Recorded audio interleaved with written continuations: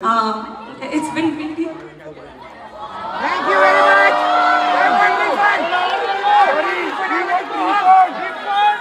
বলিউডের জনপ্রিয় গায়িকা নেহা কাক্কার সম্প্রতি অস্ট্রেলিয়ার মেলবোর্নে তার একটি কনসার্ট ঘিরে চরম বিতর্কের মুখে পড়েছেন।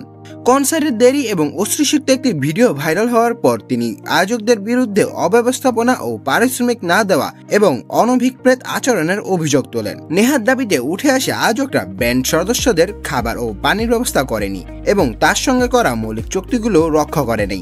এ নিয়ে সামাজিক মাধ্যমে একটি আবেগঘন পোস্টে তিনি লিখেছিলেন, যেখানে শিল্পীকে সম্মান দেওয়ার কথা সেখানে আমাদের সঙ্গে দুর্ব্যবহার করা হয়েছে।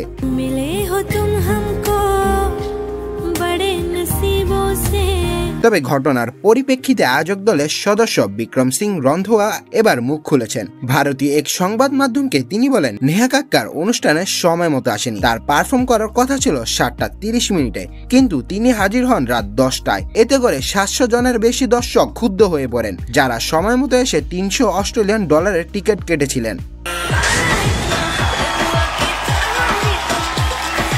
বিক্রম সিং আরো বলেন, নেহাকে তার পারিশ্রমিকের পুরোটাই কনসার্টের আগে দেওয়া হয়েছিল। তার চাহিদা অনুযায়ী বিলাসবহুল আবাসনেরও ব্যবস্থা করা হয়েছিল। তিনি দাবি করেন, অনুষ্ঠানে দর্শকদের সংখ্যা দেখে তিনি পারফর্ম করতে অস্বীকৃতি জানায়। এরপর নেহা আমাদের বলেন, শুধু 700 জন, এ জায়গাটা না ভরা পর্যন্ত আমি পারফর্ম করব না।